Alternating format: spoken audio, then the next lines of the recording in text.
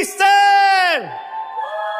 ¡Felices Pascuas! Arrancamos desde Riverina. Algo está ocurriendo. Arriba, arriba, arriba. Ese aplauso tiene que escucharse en el resto del mundo. Algo está pasando aquí hoy. ¡Bendito sea Dios! Muy bien. ¿Estamos listos, sí o no? Muy bien. Primeramente, a todos los que nos están mirando desde otra parte del mundo, Asia, África, Oceanía, América, Europa, les damos la bienvenida y gracias por estar. Tuvimos hasta el momento una fiesta maravillosa, ¿no es así? Hemos cantado, hemos adorado unas canciones extraordinarias, algunas sorpresas, y eso es lo que siempre pasa aquí en esta experiencia que la gente de todo el mundo reclama. Y nos dicen, ¿por qué no pasan el servicio completo? ¿Por qué no? No, porque la gente como que le digan, vayan a Disneyland y digan, a ver, pásenme en todas las atracciones por dentro, así me ahorro la fila. No, hay que venir. Y los que dicen, pero has recibido de gracia, dalo de gracia. Por eso el mensaje va completo, pero toda la fiesta, lo que hacemos aquí en familia hay que vivirlo y te invito a que vengas de cualquier parte del mundo porque siempre es una experiencia maravillosa. Así que gracias por estar ahí del otro lado. Felices Pascuas para todos. Que nada tiene que ver las Pascuas ni con huevos, ni con conejos, nada, no sé por qué. Creemos que la Navidad tiene que ver con un gordo que viene del Polo Norte. Eso tiene que ver con Coca-Cola, nada que ver con la Navidad. Y lo mismo con las Pascuas, no tiene que ver con comer chocolates, tienen que ver con algo más profundo. Y en mis años de la niñez, yo no relacionaba la Pascua con la resurrección, sino que lo relacionaba con la muerte. Porque esto que va a parecer trivial, te lo quiero contar para dar inicio a por qué yo cuando muy chiquitito, 7, 8 años, lo relacionaba con la muerte. Fue debido a lo que sucedió justamente un domingo de Pascuas al único gato que alguna vez tuve durante un crudo invierno, insisto, en Semana Santa. Yo nunca supe cómo se desarrollaron los eventos con exactitud, los hechos, cómo se precipitaron. Solo sé que sucedió en Pascuas algo inesperado. Teníamos un Doberman que se había criado, ahí está, sobre la falda de mi papá, el gato. Véanlo, aprovechen que está vivo, ahí está. Mi cara, la mañana que me enteré que el gato había partido a la eternidad.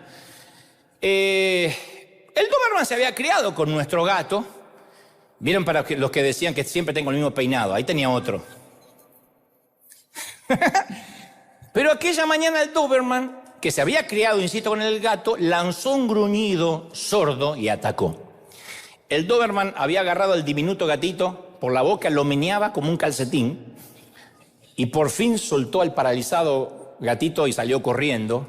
En ese tiempo yo no hubiese sabido expresarlo, pero lo que aprendí ese día de Pascua fue la fea palabra irreversible.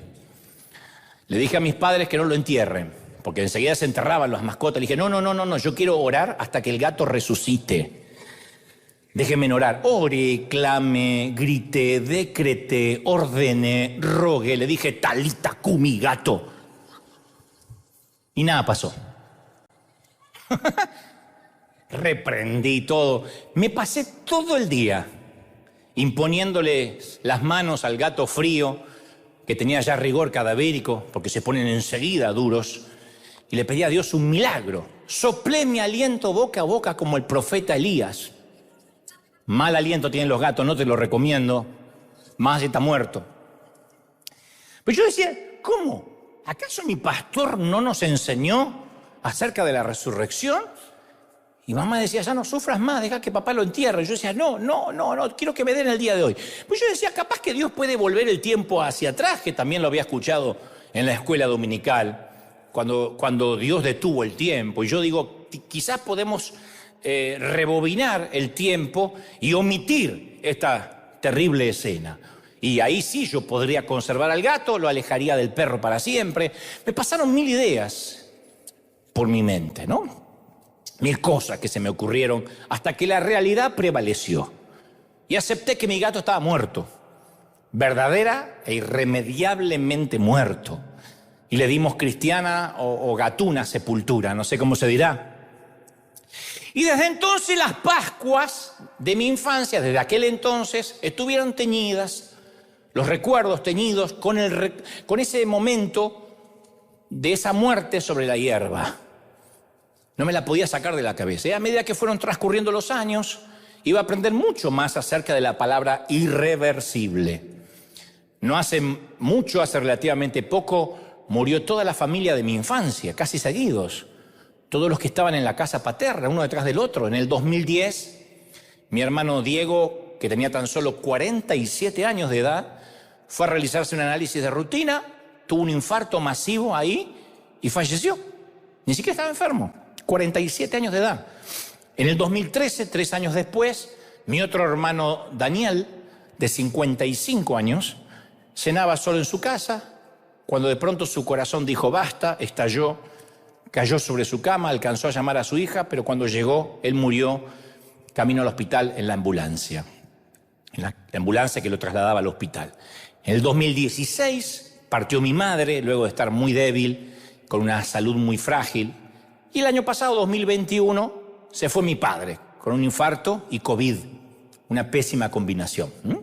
Entonces, la vida a mí se me detuvo 4 veces en poco menos de una década. 4 veces. Y la vieja palabra, la vieja y espantosa palabra irreversible, me venía a la mente con más fuerza que antes. Porque nada de lo que dijera, nada de lo que hiciera, iba a lograr que mi familia regresara a la vida. Y te confieso que muchas veces sentí la misma impotencia que cuando niño tratando de resucitar a un gato, sintiendo de que ya no podía hacer que las cosas volvieran para atrás.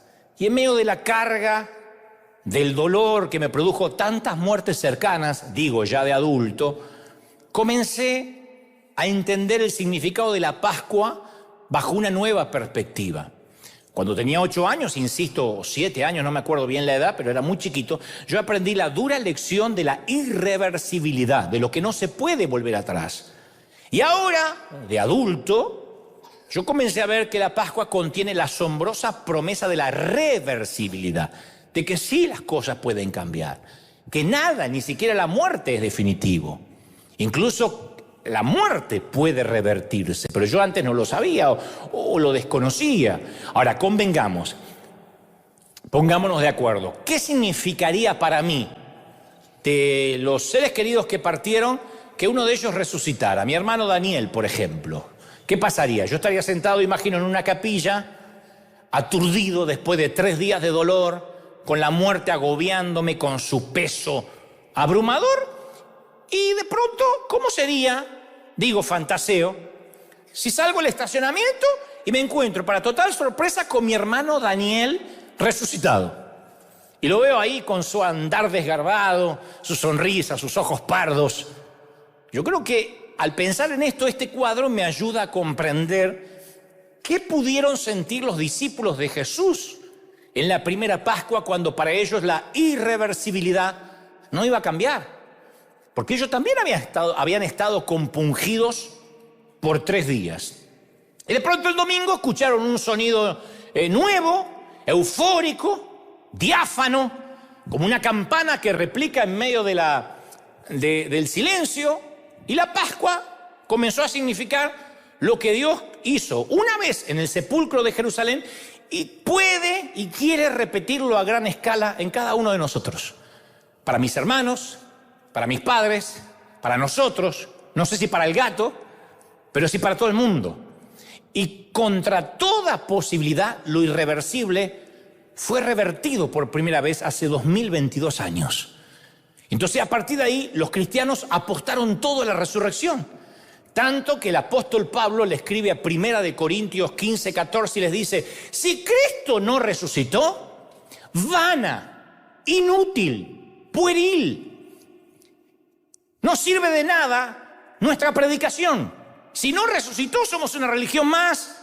Vana también es nuestra fe. ¿De qué sirve la fe si Cristo no resucitó? Entonces, uno de los aspectos singulares del cristianismo, comparado con cualquier otro movimiento de la fe, es que en realidad el origen de esta reunión que estamos hoy aquí surgió con este suceso en particular. Esto no sucede en el judaísmo, No hay resurrección en el budismo, no hay resurrección en el islamismo, tampoco en el ateísmo. Y según el Evangelio de Mateo, un domingo por la mañana, las mujeres hallaron la tumba vacía y les fue dicho que dijeran a los demás que Jesús había resucitado. ¿Por qué Dios le encargó que esparcieran el rumor a mujeres? No sé.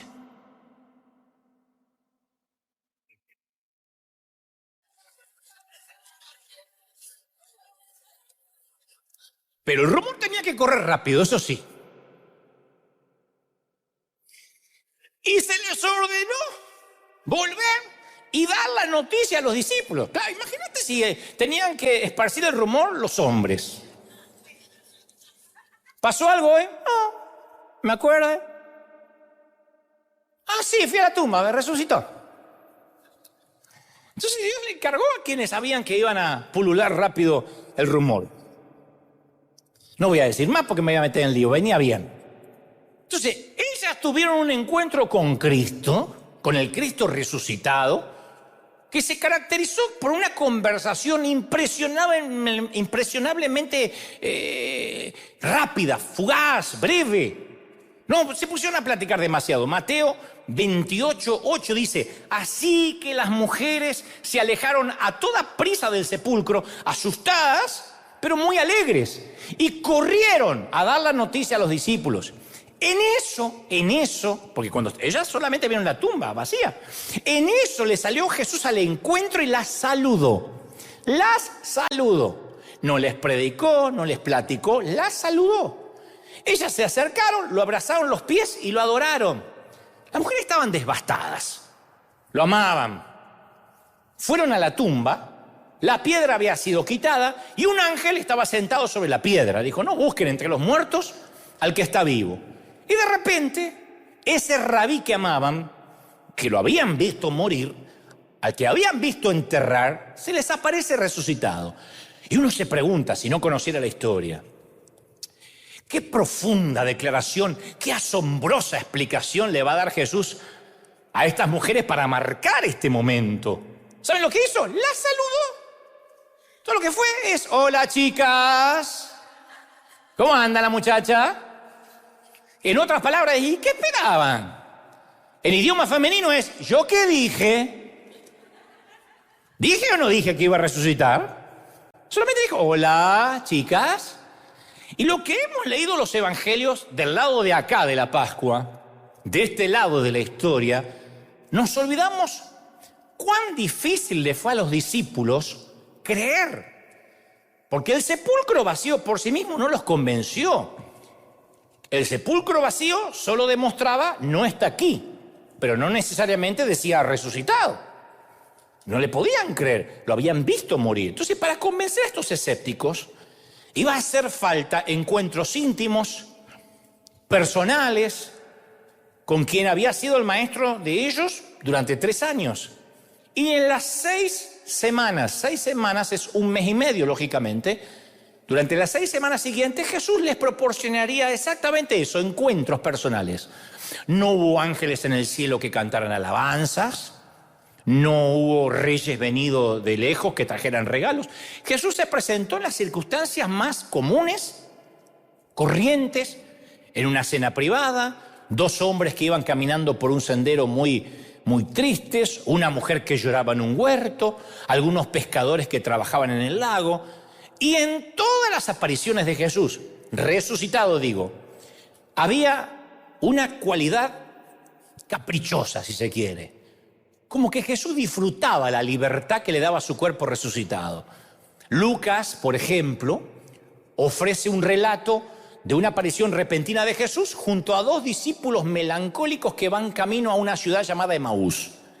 Ahí se les aparece. Estos caballeros sabían que las mujeres habían contado que el sepulcro estaba vacío. Pedro también había dado testimonio. Pero ¿quién puede creer estos rumores? ¿Acaso la muerte no es irreversible por definición? ¿Qué es muerte? Irreversibilidad. ¿Qué es muerte etimológicamente? ¿Qué significa la palabra muerte? Irreversible. El gato no vuelve.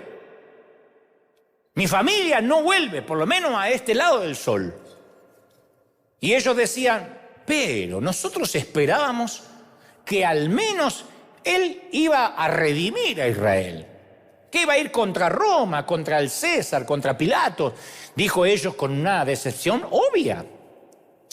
Y poco después, a la hora de comer, el extraño tiene un gesto cautivador, parte el pan y de repente todo encaja, todo hace sentido. Es Jesús quien había caminado con ellos y ahora está sentado a la mesa. Y cuando los dos regresan rápidamente a Jerusalén, encuentran que los 11 están reunidos a puerta cerrada, asustados, porque el plan redentor había fracasado, según ellos. No habían entendido que él tenía que morir y resucitar. Así que estos dos cuentan la increíble historia que confirman lo que Pedro ya sabía, que Jesús está vivo. Y sin previo aviso, mientras los escépticos discutían, Jesús mismo se les aparece ante ellos. Y le dicen, ¡Ey, no soy un espíritu! ¡Toquen mis cicatrices! ¡Soy yo! Incluso persisten las dudas.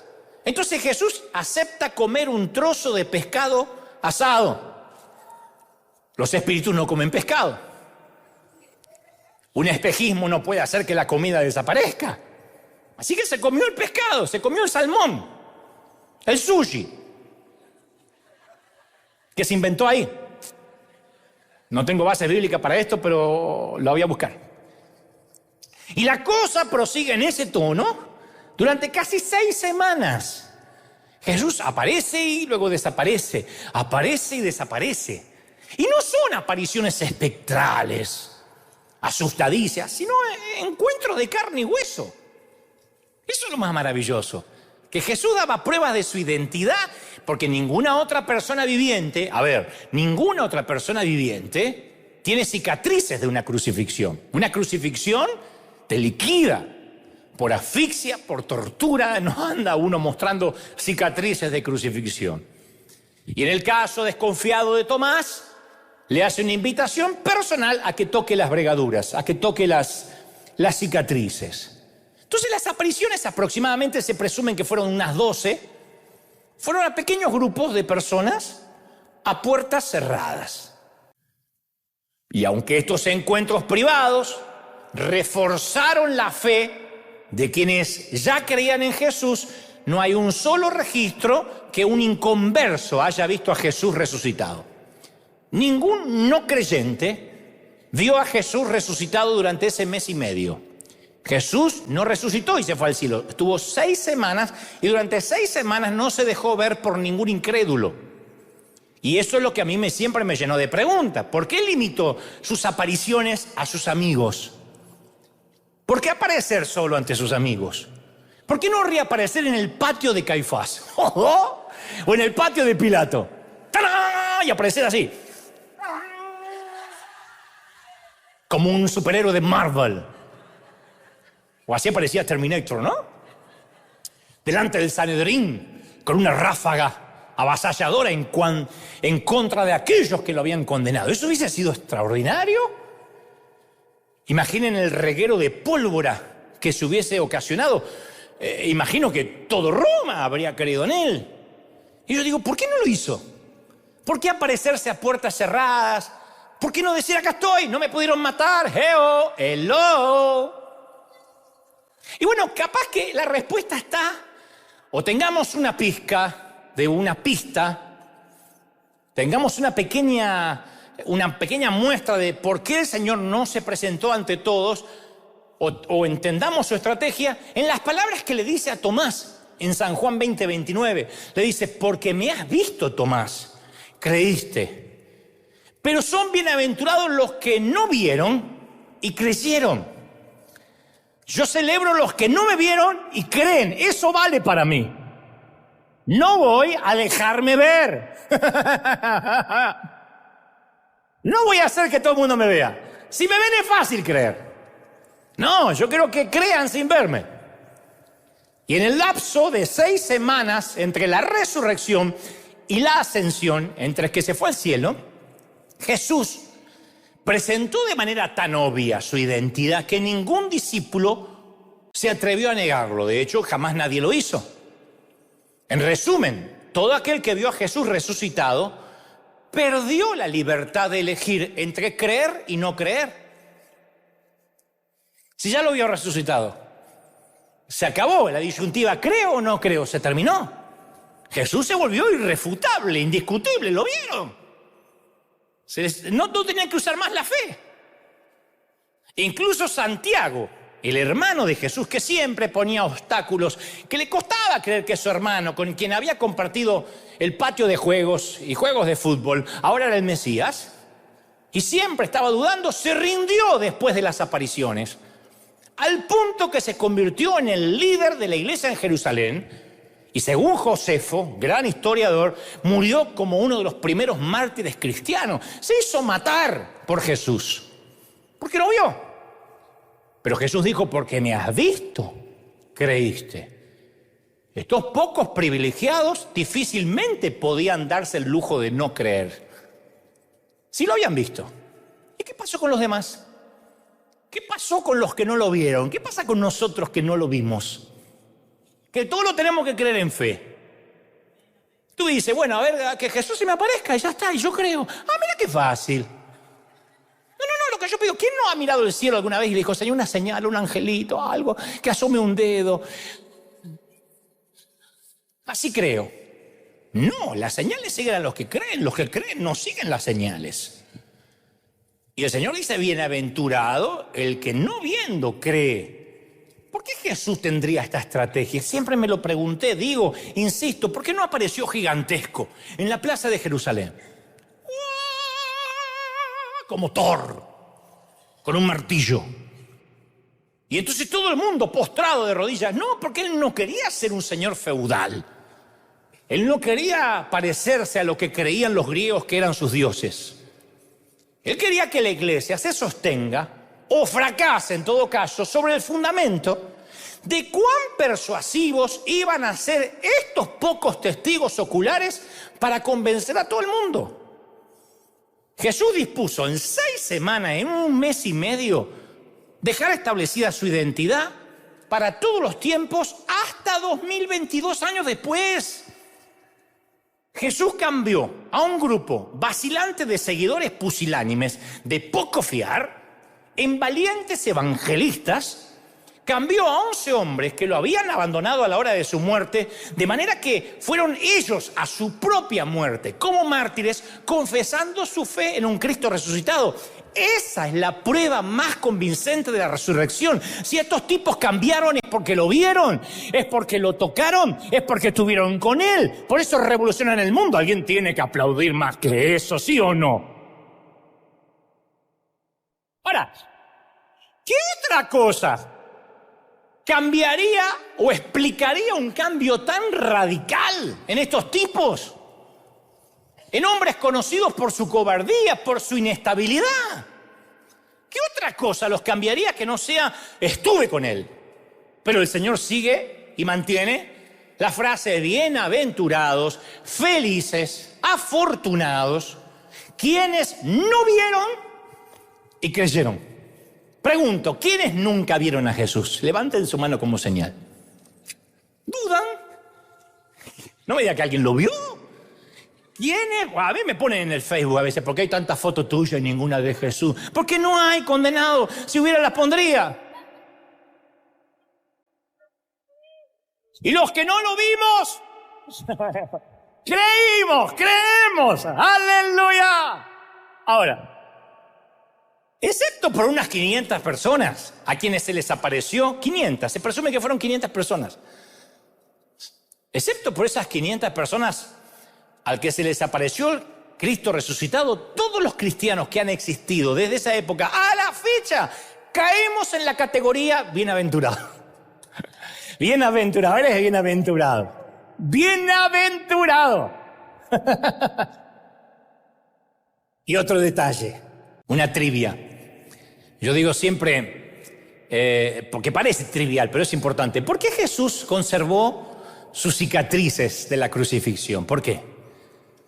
Porque, a ver, es de suponer que pudo haber tenido cualquier cuerpo que quisiera y sin embargo escogió uno que resultara identificable. Es un cuerpo que conserva hasta hoy, se supone que esas heridas todavía las tiene. Un cuerpo glorificado pero con las heridas. Yo creo que el relato de Pascua quedaría incompleto sin esas cicatrices en sus manos, en los pies y en el costado de Jesús. Porque cuando los seres humanos soñamos con el cielo, lo hacemos con una hilera perfecta de dientes. Nadie se sueña a sí mismo en el cielo cayéndose un diente, con caries. Suena que tiene los dientes como piano, una piel sin arrugas. Nos imaginamos con cuerpos ideales, perfectos. ¿O no, damas? ¿Cómo se imaginan en el cielo? ¿Quién se lleva la celulitis para allá? Nadie. De hecho, yo no quisiera tener estas manos allá arriba. Las manos que en la carpintería de mi padre se lastimaron y tengo cicatrices y durante mucho tiempo yo las ocultaba. Entonces yo no quisiera llevarme estas manos arriba. Quisiera tener otro tipo de manos, más perfectas. Pero para Jesús, las cicatrices son un emblema de su vida en nuestro planeta. Es un recordatorio de aquellos días de destierro de su reino, de sus días de sufrimiento. Las cicatrices de Jesús además nos brindan esperanza. Porque, a ver, desde la perspectiva del cielo, desde cómo se ve de aquel lado, representan esas cicatrices el suceso más horroroso que jamás haya sucedido en la historia. Si tus hijos tienen algunas cicatrices, cada vez que se las ves, recuerdas ese momento, que por qué me descuidé, que porque justo cuando salí, cuando se pegó contra el grifo, cuando se cayó. A veces, yo tengo una marca aquí, no se ve demasiado, pero el mismo Doberman, ¿qué perro que teníamos? Ahora estoy pensando.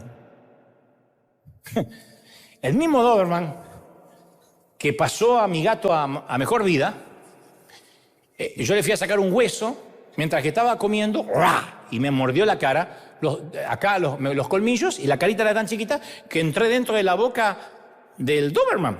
Entonces me hizo una cicatriz, tuvieron que hacerme 16 puntos aquí, que hasta la fecha yo tengo. Así que lo cierto es que cuando llegue al cielo no me busquen por la cicatriz, porque no la quiero tener. Lo que menos me quiero acordar es del Doberman allá arriba. ¿Por qué Jesús querría acordarse del dolor? Pero debido a la Pascua, uno espera que las lágrimas que derramamos, los golpes que recibimos en la vida, el dolor emocional, la tristeza por los seres queridos que hemos perdido, todo esto se convertirá en recuerdos como las cicatrices de Jesús, porque las cicatrices nunca desaparecen por completo, pero no duelen. Las cicatrices no duelen, solo están ahí. Y si están ahí, es porque el Señor te dice, no te avergüences de llevarlas, porque yo te tengo esculpido en mis muñecas y tatuado en mi costado. No te avergüences de los dolores, de lo que has pasado. ¡Aleluya! No te avergüences. Las cicatrices de la vida son eso, que has vivido. Vive lo suficiente y tendrás cicatrices. Algunas visibles, como tengo yo, y otras en el alma, en el corazón, las que menos se ven, que al principio duelen, son sangrantes y después están ahí. ¿Quién se olvida completamente, absolutamente, de los años perdidos antes del divorcio? ¿Quién puede olvidarse de aquellos años dilapidados en drogas, en alcohol, cuando no conocías al Señor? Tú dices, sí, eso quedó atrás, sí, pero te exprimió, te drenó, te vampirizó años de tu vida. Y esos son cicatrices que quedan allí, recordándote de dónde saliste, de dónde Dios te sacó. Entonces las cicatrices del Señor en la actualidad significan mucho. Lo reconoceremos inmediatamente. Aun cuando no supieras quién es Él, no te lo vas a confundir con David o Salomón o Pablo. Lo reconocerás porque es el único que en los cielos todavía tiene cicatrices, todavía tiene recuerdos de su paso por el infortunio de la tierra, por los días de destierro. No te avergüences de tus cicatrices, de la vida que te tocó vivir, de tu infancia, de los años más tristes. Tiene que ver con un propósito. Eso es lo que más me llama la atención de la resurrección del Señor, que le apareció a unos pocos en vez de a todos y que conservó las cicatrices. Yo lo hubiese hecho de manera diferente, por eso no soy Jesús. Pero el Señor lo hizo de esa manera, una estrategia magnífica, para que crean y sean bienaventurados los que no vieron. Y otra cosa que siempre me llama la atención es que en el mundo antiguo había una amplia variedad con respecto a lo que sucede o sucedía después de la muerte. Algunos pensaban que la vida se apagaba como una vela y ya está, te comen los gusanos. Otros creían en un lugar llamado Hades, que iban a morir los espíritus que fallecían, y allí llevaban una existencia sombría, triste, y el camino al Hades corría irreversiblemente hacia una misma dirección. Los seguidores de Jesús creían que Él era el Mesías, pero que era un Mesías que derrocaría en una revolución cual Che Guevara a Roma, que introduciría el reino de Dios, que derrocaría a Pilato, que se sentaría en ese trono pueril, en ese trono terrestre. Pero Jesús se muere. Y Roma seguía siendo Roma, y el César seguía acuñando las monedas con su cara, con su esfinge. Entonces, cuando sucedió esto, que él lo había anunciado, ninguno de los seguidores dijo: ay, ya está, quédense tranquilos, muchachos, él lo anunció. El plan está conforme, él lo hizo. Esto es conforme Dios lo planificó. Nadie dijo eso. Se quedaron descorazonados, desalentados, desilusionados, desengañados, desanimados. Y de pronto, ¡pac!, ya no lo estaban, porque vieron una tumba vacía. Lo que daba a entender que las apariciones de Jesús no eran alucinaciones suyas, ni que era un empacho de tacos, ni que habían tomado demasiada tequila. Simplemente él estaba vivo. Vieron una persona viva. De modo que la tumba vacía no se debía al robo del cadáver. Recordaron que Jesús les había dicho antes de morir: ha llegado la hora de que el Hijo del Hombre sea glorificado. Ciertamente les aseguro que si el grano de trigo no cae en la tierra y muere, se queda solo, muere como grano. Pero si muere, produce fruto. O sea, si cae en la tierra, si no, queda solo como grano. Si cae en la tierra, produce mucho fruto.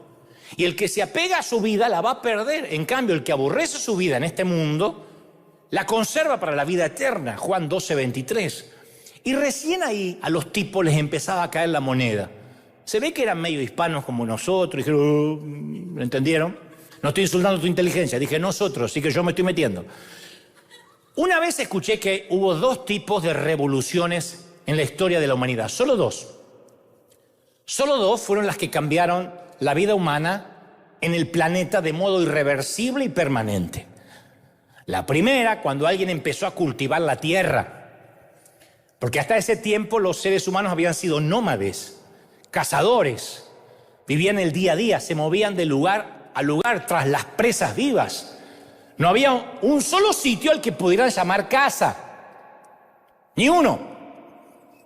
Entonces alguien notó que si dejaba caer una semilla al suelo, tal vez estaba comiendo sandía y se le cayó la semilla, algo sucedía. La semilla se volvió una planta, eventualmente un árbol, y produjo fruto. Logró su destino. Pero eso no hubiese ocurrido si la semilla no hubiera muerto primero. En algún momento, un ser humano empezó a notar eso. Sucedió hace tanto tiempo que ya no sabemos quién fue el genio, y aparte no había redes sociales para sacarse un Instagram. Acabo de enterrar una semilla, no había. Arrojar deliberadamente algo comestible a la tierra parecía insensato, pero alguien lo hizo, y ¿qué pasó? Brotó vida. Y los seres humanos se dieron cuenta que ya no tenían que vivir tras una presa, que podían tener aldeas, pueblos, artesanías, arte, arquitectura, herramientas, civilización. Habría un hogar. A menos que un grano de trigo caiga en la tierra y muera, sigue siendo solo un grano de trigo solitario, pero si muere, será una rica cosecha. Esa fue la primera revolución. La segunda revolución, esta vez conocemos el nombre del revolucionario. Sabemos dónde vivió, sabemos cómo vivió, sabemos lo que enseñó, sabemos cómo murió. Y Jesús dijo: esta es la forma que funciona la vida. Debemos estar dispuestos a sacrificar algo para que alguna vez ese algo llegue a ser lo que se supone que sea. Sin sacrificio no hay cosecha. No te olvides esto, tuitéalo. Sin sacrificio no hay cosecha. Solo que en este caso no se trata de semillas, se trata de nosotros. Entonces, el domingo de Pascua fue liberada la esperanza, no la esperanza de que la vida te va a resultar siempre bien. Se nos van a morir los seres queridos, los gatos, los padres y los hermanos. Pero esto significa de que si Él resucitó, para que resucite algo, para que cobre vida, tiene que morir primero. Nosotros decimos: qué bueno la resurrección, pero tuvo que haber una cruz para que hubiera una resurrección. No le quitemos el poder a la cruz. Entonces, para que haya una resurrección en tu vida y en la mía, hay que morir al egoísmo, hay que morir al pecado, hay que morir al temor, hay que morir a la codicia, hay que morir a ser devoto de la Virgen del Codo, hay que morir a muchas cosas. No podemos celebrar la resurrección si no entendemos el significado de la cruz. No podemos decir, ¡qué lindo! Brotó una cosecha. Sí, pero alguien tuvo que sembrar, alguien tuvo que morir, una semilla tuvo que morir. Y muchos entendieron ese significado. Por eso tras la resurrección estaban dispuestos a dejarse matar los discípulos. No se les hizo la vida más fácil. ¡Uy, resucitó! ¡Ya está! El evangelio ahora es pim, pim, papá, pipi, pepe, pepe, pepe, porque resucitó. ¡No! Vamos a dejarnos matar si es necesario. Entendieron que para que hubiera una resurrección tenía que haber una cruz. Sin cruz no hay resurrección. Sin muerte no hay vida. No podemos saltear la cruz e ir directo a Pascua. No se puede. Eso es comprar huevos y conejos. Tenemos que pasar por la cruz. Un emperador llamado Constantino, emperador romano, que nunca vio la cruz como un emblema de sufrimiento. Lo vio como un tótem mágico para tener victorias. La visión de la cruz que tenía el emperador no lo llamaba a morir, sino a conquistar. Entonces hizo que los soldados la pintaran sobre sus escudos, de manera que pudieran matar a los enemigos. Se la pintó sobre los escudos en las cruzadas, se la dibujó en los sellos para apoderarse de los imperios, se la colocó sobre los mantos para realizar inquisiciones. En realidad la cruz nunca debería estar sobre un cristiano, en un escudo, en una calcomanía, en el automóvil, colgada del cuello. Es el cristiano el que debería estar sobre la cruz. Somos nosotros los que deberíamos estar dispuestos a morir y decir, si quiero vivir, tengo que morir. Por eso el centro de cualquier mandato es, toma la cruz, muere a ti mismo y sígueme. ¿Por qué no colgamos eso en nuestros cuellos y por qué no lo ponemos en las neveras, en las heladeras? Muere a ti mismo y sígueme. ¿Por qué siempre obviamos eso y decimos, no, solo sigue a Jesús, no tendrás que morir esta vez? Eso era para el tiempo antiguo. Tendrás que morir. Tal vez no literalmente, pero un montón de cosas. Vas a morir al que dirán, vas a morir a la hipocresía, vas a morir al pecado, vas a morir.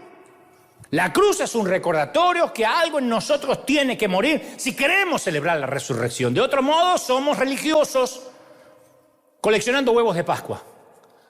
Pero la resurrección solo se valora si entendemos que primero hubo una cruz, hay que morir. Si no, no eres digno de celebrar la resurrección. Una vez te conté que la ley más vieja de Roma ordenaba que ningún cuerpo fuera enterrado o cremado dentro de la metrópolis, dentro de Roma, porque a los muertos se los consideraba con pavor. Por eso tenían la ciudad llamada necrópolis. La necrópolis era la ciudad de los muertos. Por eso cuando uno va a Jerusalén, no se me enojen los amigos católicos, pero un papa decidió que el Vía Crucis termine en un sitio donde dice, acá estuvo enterrado Jesús, y eso está dentro de la ciudad. Eso no es así porque nunca un muerto, jamás, y menos un delincuente, como se lo consideraba Jesús, hubiese sido permitido por Roma que lo enterraran dentro de la ciudad.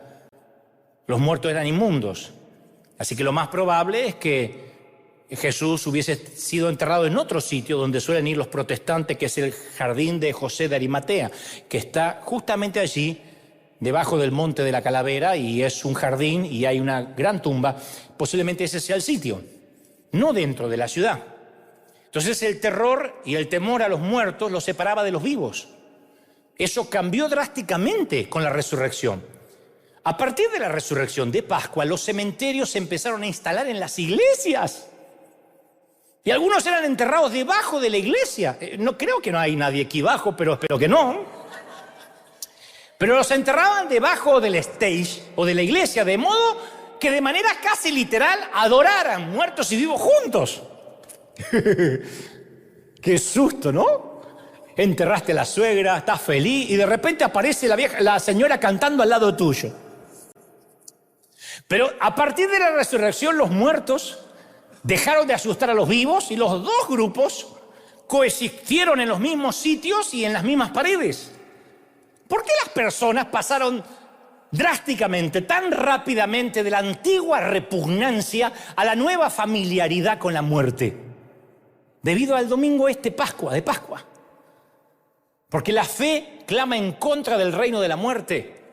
Nosotros todavía tenemos la obsesión de mantener vivos hasta el último segundo al que está moribundo en una cama de hospital y después los tratamos de embalsamar o congelar en sarcófagos lo más herméticos posibles para que no se descompongan, porque nos resistimos a que la muerte tenga la última palabra. Queremos creer de que no es así. Somos capaces de orarle a un gato todo un día. Pero como dice la vieja canción, no puede el mundo ser mi hogar, no puede el mundo ser mi hogar. Yo cantaba, en gloria tengo mi mansión, no puede el mundo ser mi hogar. No es este tu hogar. La muerte no tiene la última palabra. ¿Dónde está muerte tu aguijón y dónde sepulcro tu victoria? ¡Aleluya! Ahora se pone interesante. Dicho esto, mira, présteme mucha atención. Dicho esto, y esta es una pregunta del mundo real: ¿qué hace que un lugar sea nuestro hogar? ¿Qué hace que los discípulos estaban muertos de miedo y de repente al ver a Jesús resucitado ahora decidan que este no es el hogar y están dispuestos a morir porque el hogar no está acá? Vamos a convenir, ¿qué hace que algo sea un hogar? El hogar es un sitio donde nos sentimos seguros. Es el lugar donde empieza nuestra verdadera historia. Es el sitio donde nadie nos puede fastidiar. Los que sufrimos bullying cuando niños solo queríamos estar en nuestro hogar, en nuestra habitación. Ahí no llegaban los matones. Cuando uno está en casa, en el hogar se siente libre. Puedes andar por todas partes en ropa interior. Es una imagen espantosa en algunos, pero ahí están. Eructar, rascarte el ombligo, no bañarte en días, servirte una porción de pizza fría para el desayuno y nadie te critica. Y si te critican, te miran como diciendo, ¿con quién me casé, por Dios?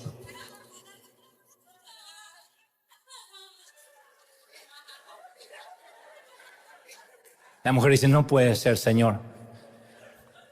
Esto es irreversible.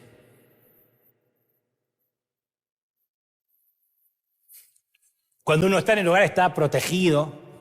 Incluso la policía no puede entrar a tu hogar sin una orden de allanamiento, de cateo de parte de un juez. La casa, el hogar es el lugar donde uno pertenece. El hogar es parte de lo que es uno, sea quien sea uno. Y se tarda mucho tiempo en convertir una casa en un hogar, ¿eh? Un hogar no es necesariamente, ahí yo vivo ahí, es mi hogar. No estar en casa es invitar a una extraña enfermedad llamada añoranza del hogar, producida por la separación del lugar al cual pertenecemos. Uno puede alojarse en el penthouse de la Torre Trump y sin embargo echar de menos a su chocita, si es que su chocita es su hogar. Si hay un Dios, tenemos la esperanza de tener un hogar. Si no hay un Dios, si no hay resurrección, si Pascuas fue un chiste, entonces somos una raza sin hogar. Si Pascuas no existió, somos un chiste, una burla, somos una raza sin casa. Porque cuando estás en un hogar, perteneces a algo. El hogar es un lugar donde te valoran. Y tú y tu hogar se bendicen el uno al otro. Porque si tú no tuvieras un hogar, serías un indigente y no pertenecerías a ninguna parte. Por otro lado, si tu hogar, si tu casa no te tuviera, simplemente sería un lugar común. Entonces, no tener techo significa más que buscar un lugar donde pernoctar, donde pasar la noche. Es algo devastador para el alma, quiere decir no pertenezco. Es un ataque a nuestra identidad, a la posibilidad de saber quiénes somos. Entonces mi pregunta es, ¿se sentían antes de la resurrección los seres humanos en casa? ¿Sentía que tenían un hogar en el universo? Otra pregunta, ¿estamos en la tierra por invitación o por accidente? ¿Somos de la familia o somos intrusos extraños con una base de carbono? ¿Añoramos nuestro hogar porque no tenemos uno o porque estamos lejos de nuestro verdadero hogar? Cuando Jesús resucita, los muchachos se dan cuenta de que el mundo no puede ser su hogar. Ellos querían pertenecer al hogar donde puedes resucitar, aunque conserve las cicatrices, y que todo sea vuelta a empezar, que todo vuelva a empezar, que todo sea nuevo. Sin embargo, algunos dicen, no, eso es un cuento de hadas. Leí una vez que un grupo de científicos decidió que los seres humanos habían avanzado mucho y ya no necesitaban a Dios. Así que seleccionaron a un científico para que fuera y le dijera a Dios que ya no lo necesitaban. Y el científico fue a verlo a Dios y le dijo, Dios, ahora podemos valernos por nosotros mismos. Sabemos cómo empezó la vida, sabemos el secreto, sabemos cómo clonarla, sabemos cómo duplicar la vida, podemos valernos sin ti. Y Dios escuchó con paciencia y dijo, está bien, ¿por qué no hacemos un concurso para ser un hombre? De acuerdo, fabuloso, dijo el científico. Me encanta, lo haremos. Y Dios le dice, bueno, pero vamos a hacerlo los dos de la manera en que yo lo hice en los tiempos atrás, en la antigüedad con Adán. Claro, dijo el científico, obvio, no hay problema. Y el científico estiró la mano y agarró un puñado de tierra. No, dijo Dios, ustedes tienen que crear su propia tierra.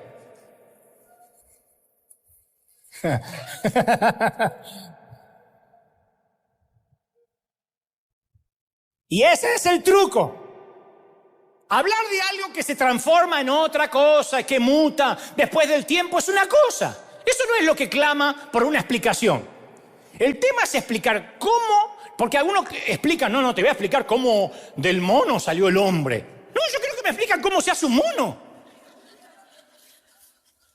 ¿Qué me importa que me expliquen? ¿No ves qué parecido que es el abuelo al mono? Sí, pero ¿cómo salió el mono?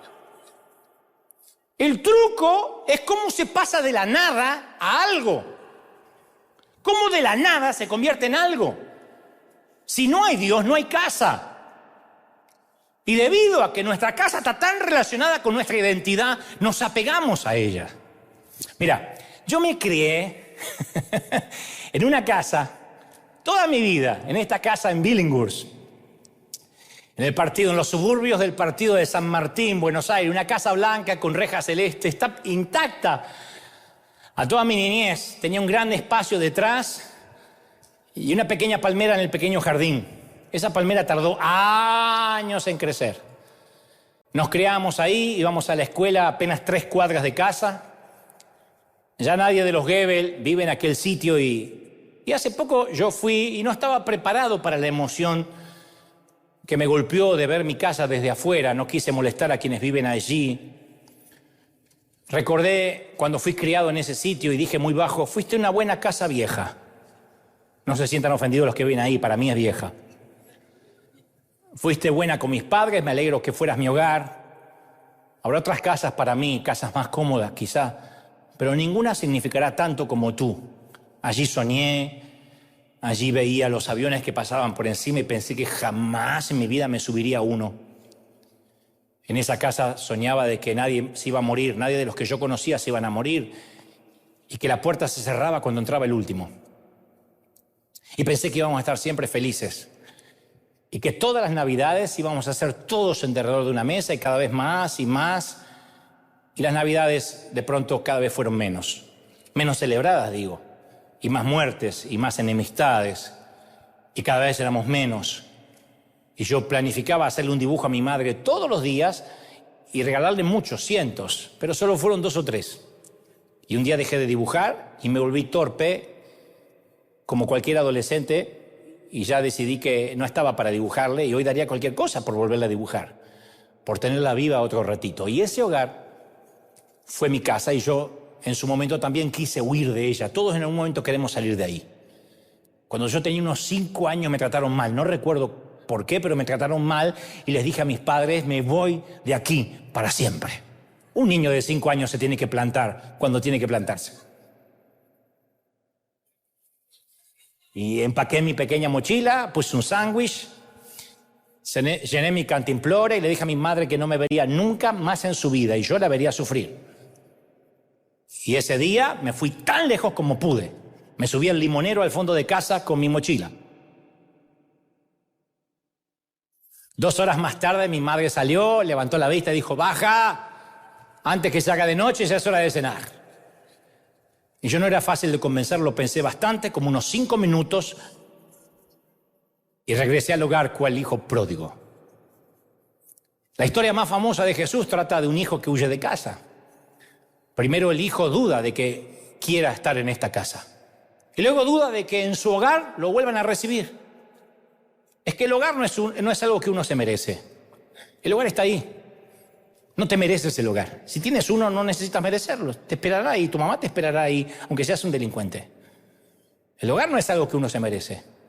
Y Jesús estaba diciendo que la historia de la raza humana es la historia de un fugitivo sin hogar y de un padre que sigue esperando que su hijo vuelva a casa.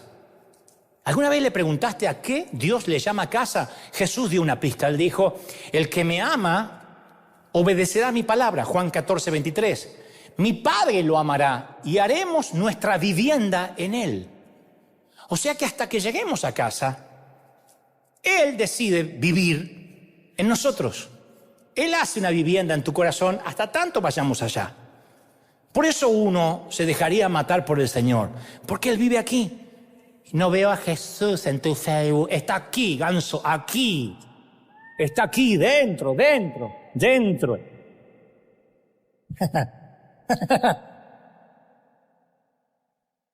Tengo una tía que estuvo casada con mi tío Carlos durante casi toda una vida. Ellos podían vivir en cualquier parte porque eran ricos, pero residían en Torino, Italia. Y una vez sus hermanos le preguntaron a Ela,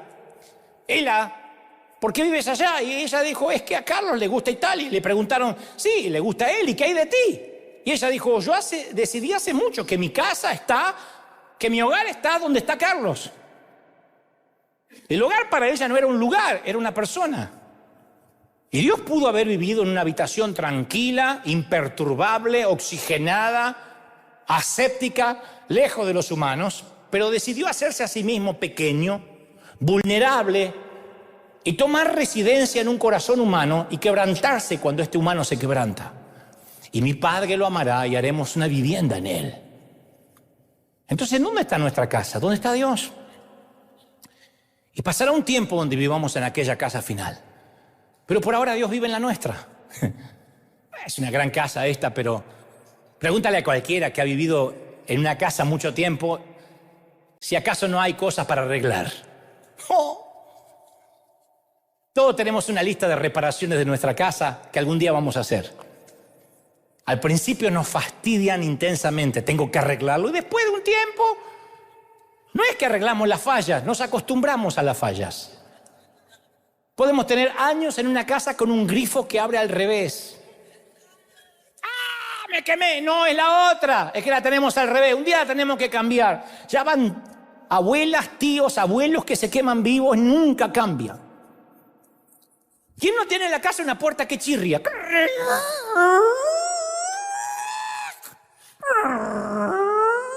¿Cuándo la vas a cambiar en tu vida? Un sillón apestoso que un día vas a retapizar. Es apestoso, apesta, alguien te lo tiene que decir. Apesta el sillón y quien se sienta encima del sillón. Sillas abandonadas en el patio, junto a una parrilla que nadie usa, un sótano que nadie se atreve a entrar, un garage que hay que serpentear entre las cosas. Y no lo notamos. Y lo mismo sucede con esta vivienda, con nuestro corazón. No lo notamos, pero Dios sí lo nota. Y Él dice, no importa, yo viviré ahí. Aunque chirrien tus puertas, aunque tus grifos no funcionen, yo viviré ahí. Porque esta no es la casa final, nos vamos para otro lado. Por eso las Escrituras dicen que no debemos permitir que nuestras almas se involucren tanto, así dice Hebreos, en lo que llamamos mundo. El escritor de los Hebreos dice que los héroes de la fe sabían esto. Ellos no estimaban ningún lugar de acá como su casa. Se consideraban extraños y peregrinos. No obstante, esto no se debía a sí mismo, que eran personas sin techo, indigentes. Eran personas que independientemente que vivieran en un caserío, en una villa de emergencia o en Beverly Hills, su casa estaba en otro lugar.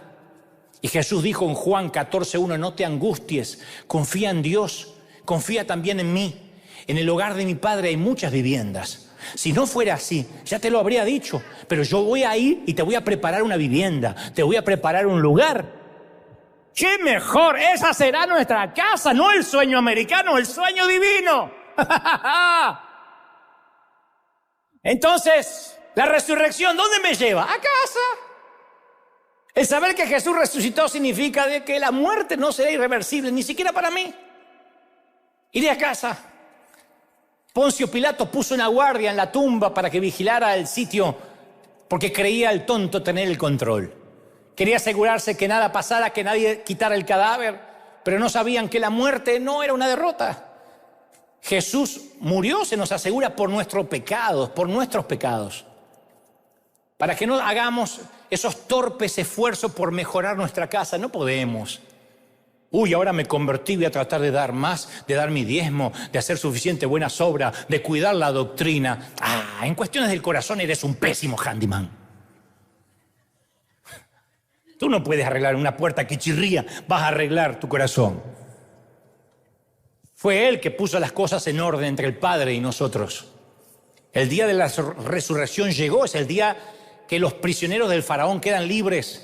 Es el día cuando el pueblo llega a las montañas y las montañas tiemblan y los ríos se abren y el pueblo entra a la tierra prometida. Es el día cuando las muchachas del harén como Esther enfrentan a reyes poderosos. Es el día cuando los profetas como Jonás son depositados en un puerto marítimo por un pez gigante. Es el día cuando las piedras se quitan. Es el día cuando un carpintero y un Galileo resucita y vuelve a la vida y nos da vida a nosotros. ¿Alguien tiene que creer esto? Diga amén, amén.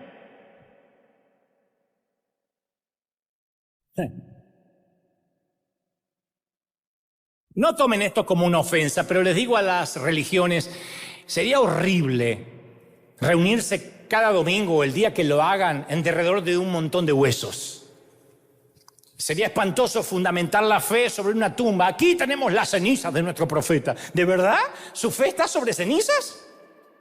¿De verdad un montón de huesos le da fe? Porque si nuestro Cristo no hubiese resucitado, seríamos una raza sin hogar. Y hay gente que me cuesta creer que digan, no, es que Dios, no tengo pruebas de que Dios existe. Una mujer llamada Inés fue a un salón de belleza para que le hicieran la manicura en sus uñas. Y cuando la empleada empezó el trabajo, entabló una muy buena conversación con Inés. Y cuando tocaron el tema de Dios, la cosmetóloga dijo: yo no creo que Dios exista. ¿Por qué dices esto?, preguntó Inés. Bueno, uno simplemente tiene que salir a la calle para darse cuenta que Dios no existe. Si Dios existiera, ¿por qué hay tantos enfermos y hospitales repletos? ¿Por qué hay niños que se mueren de hambre abandonados? Si Dios existiera, no habría sufrimiento ni dolor. No puedo imaginarme que yo pueda amar a un Dios que permite estas cosas. E Inés se quedó pensativa un momento, me consta. No quiso responderle para no iniciar una discusión. La cosmetóloga terminó su trabajo y se fue. Y apenas Inés salió del salón de belleza, vio una mujer en la calle, con el pelo largo, revuelto, sucio. Estaba mugrosa y desarreglada. Así que regresó, entró al salón de belleza de nuevo y le dijo a la empleada: ¿sabes una cosa? Las cosmetólogas no existen. ¿Por qué? Yo estoy aquí, acabo de arreglarte tus uñas, yo sí existo, nena. No, las cosmetólogas no existen, porque si existieran no habría gente con el pelo sucio, no habría gente con el aspecto tan desarreglado como la señora que está afuera. Y entonces la empleada dijo: pero las cosmetólogas existimos, querida. El problema es que la gente no viene a verme. Exacto.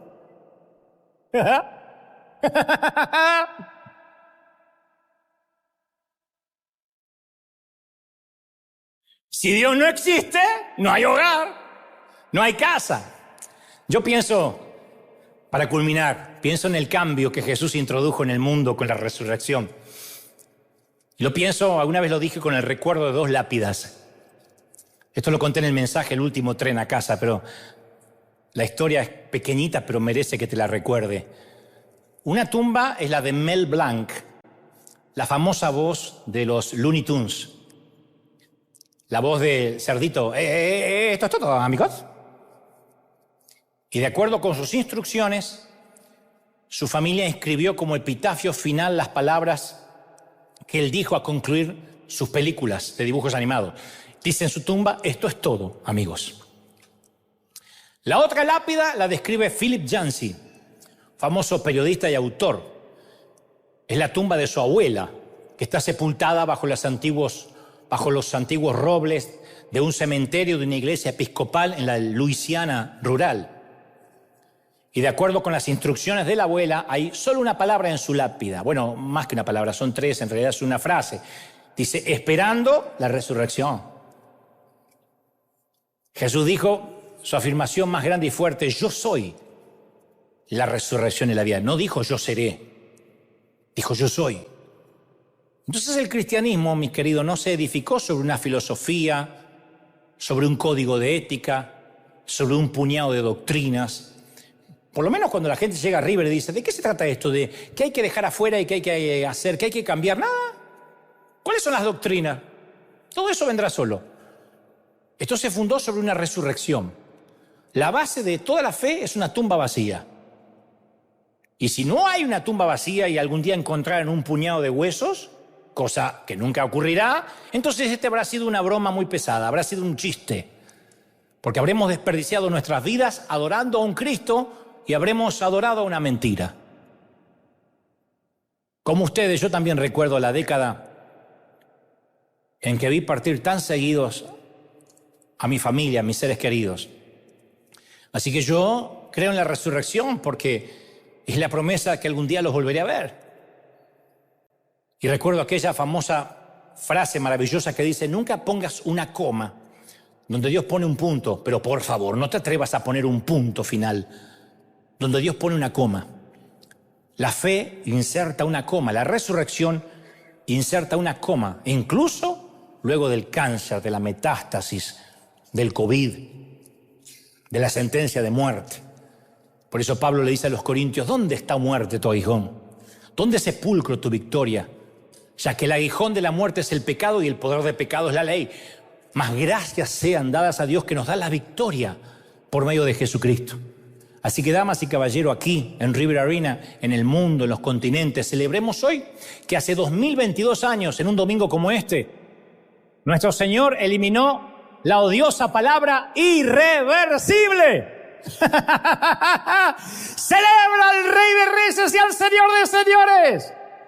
Vamos, dale un aplauso grandioso. La muerte es reversible. ¿Dónde, muerte, tu aguijón? Vamos, celebra. ¿Dónde, oh sepulcro, tu victoria? ¿Dónde? La gloria del Señor ha llenado este lugar. Ha llenado tu vida. Vamos, celebramos a celebrar que Él está vivo. Vamos a celebrar que Él está vivo. Bendito sea Dios. Tiene que escucharse fuerte. ¡Aleluya! ¿Tú lo crees? ¿De verdad que lo crees? Está vivo. Yo podría vivir solamente sabiendo eso, no necesito más. Todo lo demás lo hacemos por amor, el congregarnos, el dar, el servir, el cantar, el adorar. Todo lo hacemos por amor. Pero la resurrección ya está, es todo lo que el Señor tenía que regalarnos, el saber que esto no termina con la muerte. A mí me toca entrevistar en el programa de televisión a muchas celebridades, artistas, cantantes.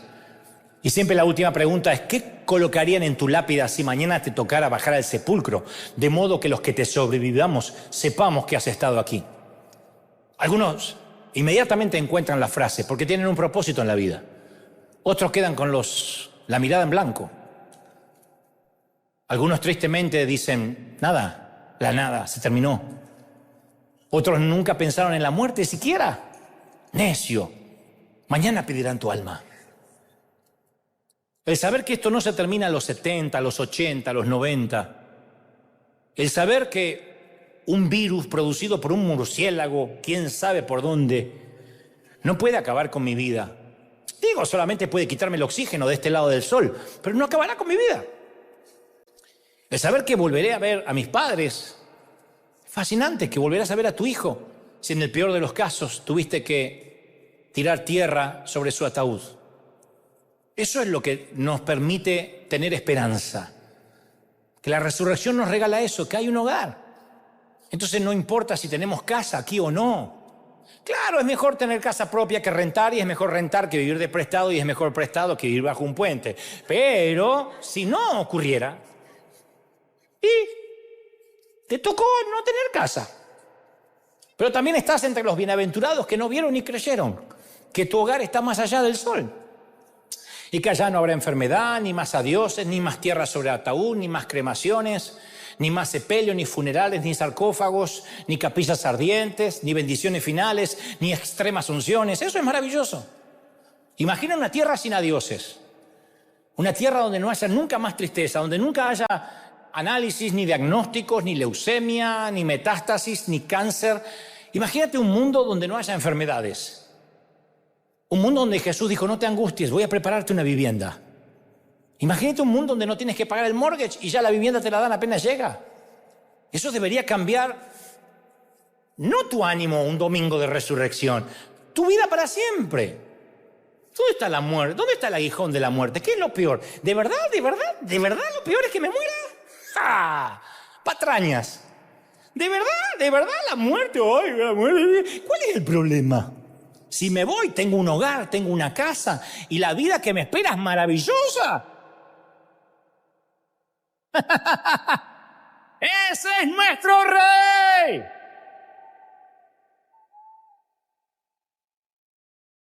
¡Vamos, celebra al Rey de Reyes, al Señor de Señores! Y aquí en todo el mundo, di conmigo, Señor Jesús, entra en mi corazón. Cambia mi vida, perdona mis pecados. Fuerte, anota mi nombre en el libro de la vida. Amén. Quiero orar por ti. Padre, gracias por esta cuna de campeones, por estos obreros de primera línea. Te alabamos, te exaltamos. Vamos, levanta la mano y adora al Señor. Padre, gracias por tanta bendición. Gracias porque somos benditos, porque estamos bendecidos, porque la gloria del Espíritu hoy lo llena todo. Gracias por tanta bendición. Vamos, todos orando allá en casa, en los continentes, en los rincones de los países más escondidos. Yo estoy orando, clamando para que la resurrección se meta en las casas, en los hogares. El Señor ha hecho vivienda en tu corazón. Celebra al Rey, celebra al Señor de señores, porque su gloria lo llena todo, momento a momento. Ahí está, pueden sentirlo. El Rey está en casa, el Rey está llenándolo en mis manos, hija. En mis manos te tengo tatuada. ¿Cómo me voy a olvidar de ti, princesa? ¡Príncipe! En mi costado te tengo marcado, no me he olvidado. He sido desterrado a tu pequeño planeta solo porque te amo. Te fui a buscar y te traeré a casa. Todos vendrán a casa. He aquí, preparo vivienda y yo te llevo a casa, dice el Señor. Yo te llevo conmigo, dice el Señor. Celebra conmigo. Aquí nos vamos a quedar un minuto más porque es fiesta, cantando.